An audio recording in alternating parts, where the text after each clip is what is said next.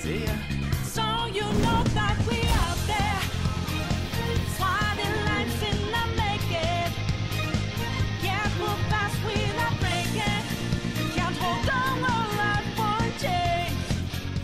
Should Sora be the only playable character in Kingdom Hearts 3? Now, why am I talking about this? Well, a recent PlayStation Magazine article has said, or a synopsis thing, that Riku and Sora are both going to be playable characters in Kingdom Hearts 3. Now, obviously, that was kind of a mistake by them because they got mistaken with Kingdom Hearts 3D, which is understandable that they have 3 in them. 3? Now, obviously, if you don't, follow Kingdom Hearts that often, you won't realize, oh shit, 3D is a different game from Kingdom Hearts 3, so you might get some of that mixed up. But the main controversy that came through this was like, oh, it's a number sequel. Number sequels always follow Sora, and it's focused around Sora.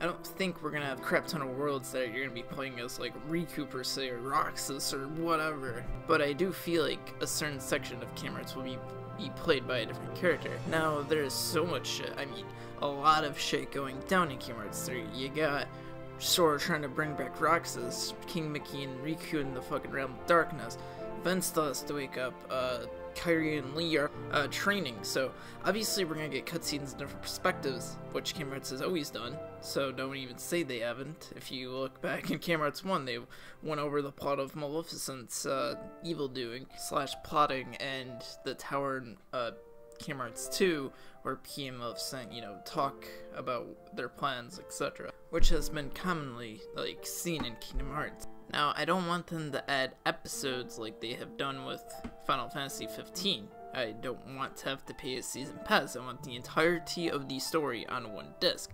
So if there has to be certain sections where you have to play as a different character to, understand the story more and for it to progress, that'd be fine. Because there might be certain sections in Kingdom Hearts where, Sora's trapped in Xehanort's possession, or Sora had to sacrifice himself again in order to bring back Roxas or someone else, you never know. So there could be a point in the game where you play as a different character, but if you look back at Kingdom Hearts 2, when you play as Roxas, it only takes a small portion of the game. Maybe 2-3 hours, comparatively to Sora's, which takes a good 15 hours.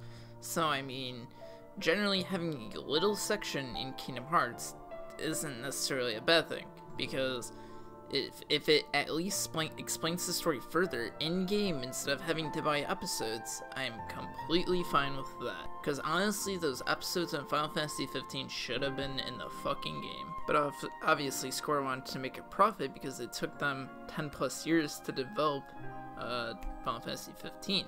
So, yeah. Which in all honesty sucks, but hey, gotta make money where money is due. Now, I wouldn't mind fun DLC where they just release random shit throughout the year, that's fine. But including story elements that they excluded from the game just to make a profit off of it, so that you continuously keep buying DLC for the game, just will annoy everybody, and it'd probably annoy you as well. So if Square were to follow in per se a Persona game where everything is golden and completed and not charged extra besides for outfits, that's fine. But I could see Square doing this, and that's what sucks. So I just hope we get the entirety of the story on one disc. I don't want to have to pay another fucking content pack for fucking Riku's perspective on all of this, because we could have just gotten that in the fucking game. So for all you complaining about, oh, it should really just be around story-focused Sora, the story's not gonna make any sense if we don't get different perspectives and shit. So, just throwing that out there.